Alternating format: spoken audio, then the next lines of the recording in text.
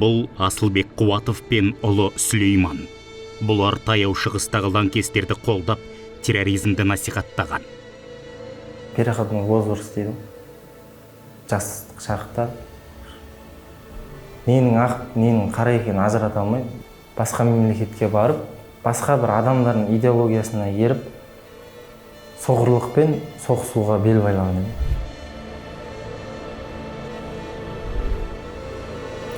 Хижа жасалда келді деп шақырады ғой. Акасы ол жерде мүмкін көп қателік жоқ. Адасқандардың көпшілігі сол жерде болар екен. Өмірлік қателіктерім көп ойыма келеді. Сол уақытта жүрегім босайды. Буквализм бұғауына байланғандар елден кетуді жоспарлапты. Қару ұстап, қанды қырғынға қатыспақ болған. Бірақ күштік құрылымдар дер кезінде тұтқындап үлгерді. Қазір әкелі балалы екеу қапаста. Өкініп отыр.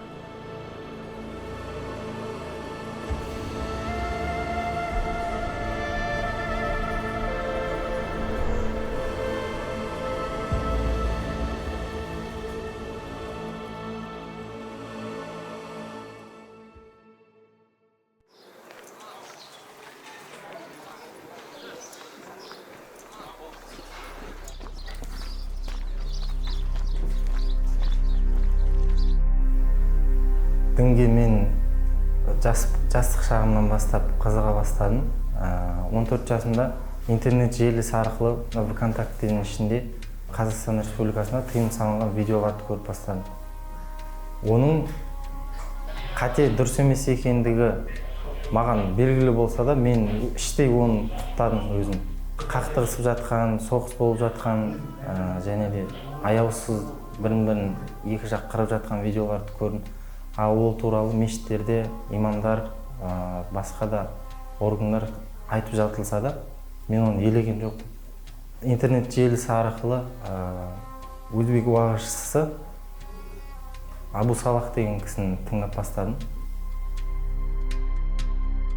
Ол кісінің интернеттегі уағызында, ол жақтағы Сирия мемлекетінде болып жатқан қақтығыстарда мұсылмандар қырылып жатқандығы, және де жас балалардың кінәсіз өлтіріліп жатқандықтары айтылып, және діни Құран аяттармен, сүннет хадистермен джихадтың бізге қазір парыз екенділігі айтылып бастады. Мен оны өзіме міндет қылып алдым мойныма. Сол себептен де ол жаққа мен баруды мақсат тұттым алдыма. Сириядағы болған Даиш мәселесі бүкіл әлемдік коалициялық күштер күресіп, әзер дегенде бері қаратқан сияқты. Не деген сондай күшті топ? Бұлай қарасаңыз, мүлде күші жоқ олар. Олар пикаптарға мініп, қолдарында автоматтармен Аллаху акбар деп шақырады. Ал әлемде дамыған соғыс технологиялары оларды бір аптаның ішінде тасталған шығару болады. Бұл жерде терроризмнің артында үлкен саяси мүдделер бар. Кез келген радикалды террористік экстремистік топтардың қаржылық үлкен қолдаулары бар. Өйткені сонша адамдардың басын қоспаса, ол сол жерде дүрбелең тудыра алмайды. Сол үшін оларда сол бағытта өте көп былайша айтқан кезде қаражат бөлінеді. Жаңағы әртүрлі топтар, ұйымдар тарапынан. Адамдардың ортада бір топтарды қолдан жасауы, билікке құмар адамдардың өздерінің бір діни бір бағытты ойлап шығаруы секілді ол тарихта бар. Сонымен қатар сыртқы факторлар, қалаларды қиратуы, ислам әлемінде ғалымдардың өлтірілуі секілді, немесе жаңадан бір өздерінің бір басшыларын исламға арнайы ғалымдарды қолдан тағайындау, өздерінің саясатын жүргізетін басшылардың, солардың пәтуасын айтуы, мәселен, мемлекеттің бір саясиланып кетуі сияқты нәрселер исламның дамуына зиян берді, жаңа артқа қарай кету әрекет факторлар пайда бола бастады. Осының себебінен адамдардың исламды дұрыс түсінбеуінің себебінен әртүрлі жаңағындай радикалдық топтар ортаға шықты. Исламды күшпен таратамыз деді. Негізінде ғалымдардың дәлелдеуі бойынша соғыс кезінде дінді қабылдаған адамдардан гөрі бейбітшілік кезде исламды қабылдаған адамдардың саны көп болған екен. Себебі ол енді мынау рационалды түрде ойлану арқылы адамдар ақ қараны ажырату арқылы исламның шынайы дін екенін түсінеді. Үйде анаммен ұрысып бастадым осы мән-жай бойынша. Анам маған дұрыс еместігі туралы жай айтты, ұрсып айтты, айқайлап айтты, бірақ мен ол кезде сезінбедім да бұл нәрселерді. Өзімнің пікірім, ойым, интернеттен көрген бейнероликтерімді тек қана құптаумен болдым. Пікірімді үйде әкеме айттым. әкеме жаңағыдай интернет желісіндегі видеороликтерді көрсеттім. Мұсылмандардың жаңағыдай аяусыз қырылып жатқандығы туралы ақпараттарды көргендігім туралы айттым, ішімдегімен бөлістім. Әкем бұл турасында пікірсіз менің тыңдаумен болды.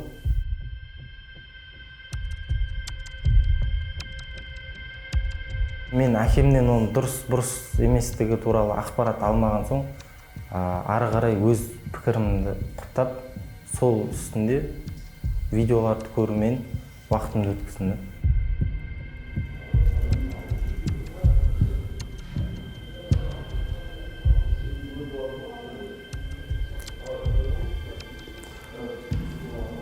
Енді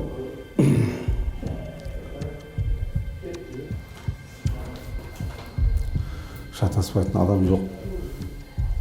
Өзім ойлаймын, сол нәрсені көпшілік адам негізі білімсіздіктен істейді екен бұл нәрсені негізі. Өзім соны түсініп жеттім негізі осы жылдар беріп отырып.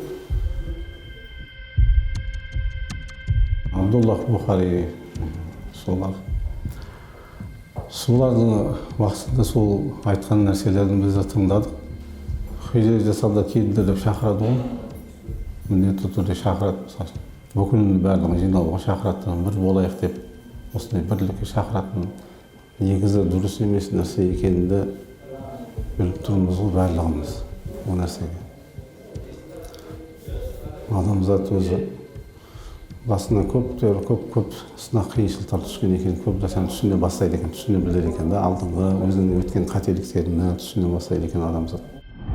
Өзбек уағызшысы Абу Салах деген кісінің. Ол кісіні 2015 жылдың күз айынан бастап тыңдай бастадым. Жихад қазіргі таңда мұсылмандарға парыз екендігі және де қол ұшын беріп, аянбай сол жолда күресу керектігі туралы айтылды. Маған жеткен ақпарат бойынша мен мұсылмандарды жаңағыдай азаптан құтқарамын деген оймен Сирия мемлекетінің басшылығы оларға жәбір көрсетіліп жатыр деген ақпарат алдым. Негізі интернеттегі жалған уағызшылардың несі бойынша біз зайырлы мемлекеттердің барлығы, яғни күфір, тағут деп есептейді. Ең басты мәселе ол жерде халифаттықты орнату ғой олар. Бұл интернет алаңы өкінішке орай жат ағымның қармауы болып тұр. Пайғамбарымыз айтады, пәтуаға асыққандар, тозаққа асыққандар дейді. Пәтуа берушілердің, немесе үкіметушілердің, қазылардың, үштен екісі жаңағыдегі тозақта болады дейді. Яғни ақыр заманның белгісі аузынан ақ иті кіріп көгі шығатын псевдо діни ғалымдар көбейіп кетеді. Пайғамбарымыздың хадисі бар ғой, былайша айтқанда, Алла Тағала ілімді ғалымдардың көкірегінен жұлып алумен олай алмайды дейді, суырып алмайды дейді. Бәлкім ғалымдардың жанын алумен алады дейді. Яғни ғалымдар азая бастайды. Бұрынғыға салыстырғанда қазір ғалымдардың саны анағұрлым аз. Енді сол ғалымдар азайған кезде адамдар не істейді? Надан. Тілі ғана бар, ораторлығы бар. Және осы ораторлықпен ғалым деп ойлап қалады екен де, соларды ғалым қылып алады дейді. Ана жаңағыдегі надан адам сол мәселе сұралғанда, ол да Алладан қорқамын, білмейтін нәрсемді айтпаймын демейді. Қызыл тіліне сүйеніп, не істейді? Пәтуа беріп, өзінде адастырады, басқанда адастырады. Қазір интернеттен пәтуа алу, басқа елден пәтуа алу өте күмәнді. Пайғамбарымыздың осы сақтандырып кеткен хадистерін ескеру керек, әрбір дінін толық ұстаймын дейтін адам. Сирия мемлекетіне қатысты ол жақтағы соғысып жатқан мемлекеттің адамдарын кәпірге шығарып, оларды өлтіру керектігі туралы мұсылмандарды өз мемлекетін құруға үгіттелді. Сол ойды мақсат тұттым да. Ол кезде бейнеролик арқылы олардың мұсылман еместігі туралы айтылып, жан-жақты хадистермен, құрандармен, дәлелдермен айтылып отырды.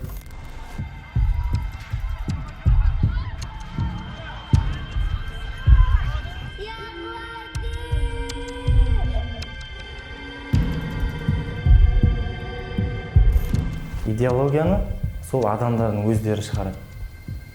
енді ақ пен қара бар дейміз ғой, дұрыс емес идеология айтатын адам. Ал қалған таптағы адамдар сол екеуінің артынан жүрушілер.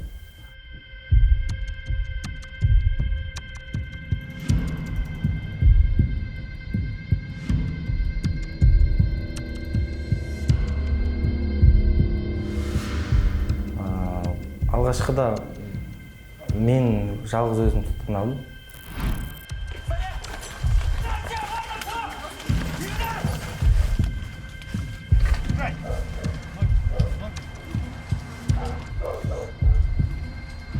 Сосын әкем Қуатов Асылбек ол кісі де тұтқындалды. Ол кісі интернет желісі арқылы басқа адамдарға видео таратқан және де ұлттық рулық алауыздықты қоздыру бабы бойынша ұсталды. Білімсіздігім арқылы өз әкеме себеп болдым. Өте ауыр тиді, жүрегім езіледі. Ол кездерде білген жоқпын ғой.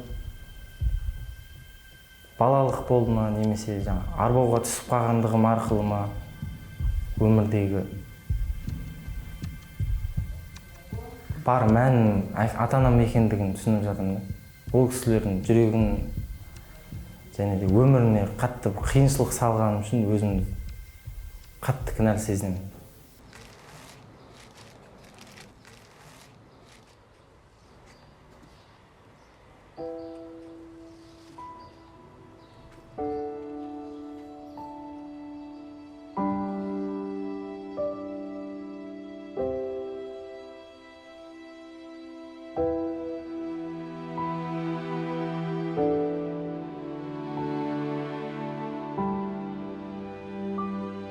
Бір-бірімен қырылып жатқаннан кейін біз уже ол нәрсенің дұрыс емес екенін кейін түсініп қалдым мен.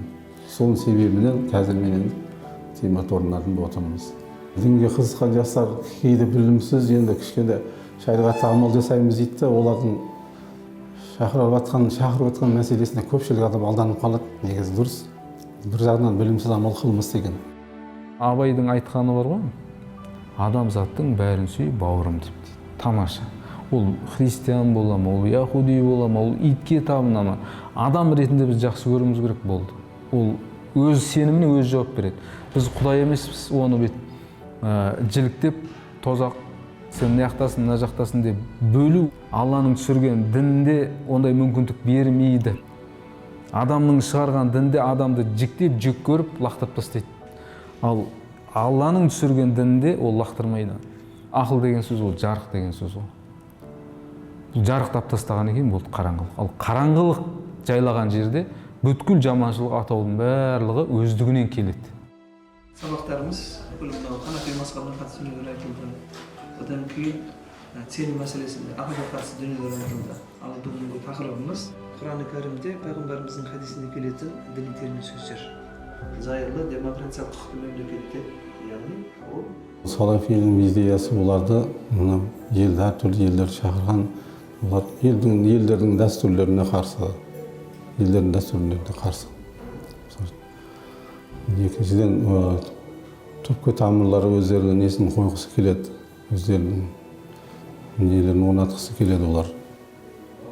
Әртүрлі елді мекендерде, мысалға, өзіне мынау адамдардың бәрін жинап, өзіне тартқысы келеді.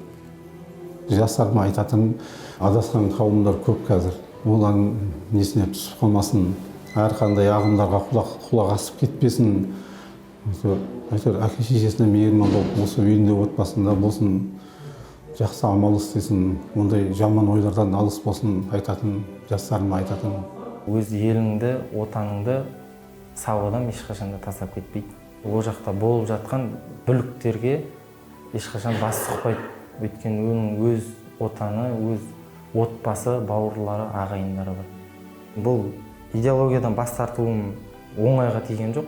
Ішінде бар нәрсе жаймен уақытпен жоқ болды да, Аллаға шүкір.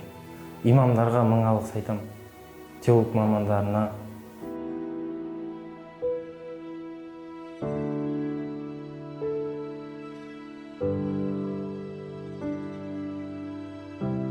бостандықтағы жастарға айтатын, ата-анасын бірінші орынға қою керек, және де өзінің отанын. Интернет желісіндегі түрлі видеоларға немесе уағызшылардың сөзіне еріп кетпей, елімізде бекітілген, осы рұқсат етілген имамдарды, уағызшыларды тыңдағаны әлдеқайда жақсырақ.